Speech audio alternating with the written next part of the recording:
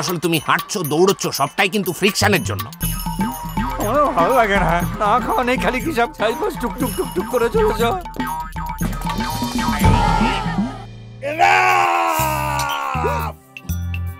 আমি যদিও জানতাম যে আপনার মাথায় একটু ছিট আছে, তবু আমি রিস্কটা নিয়েছিলাম। না, আমি ওদের প্র্যাকটিক্যাল ক্লাস নিচ্ছিলাম স্যার।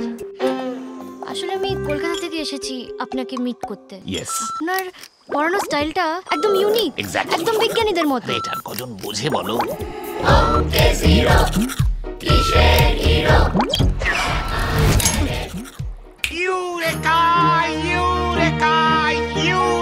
নিকোলা টেসলাকেও নিশ্চয়ই কখনো কেউ এই প্রশ্নটা করেছিল, স্টিফেন হকিংকেও।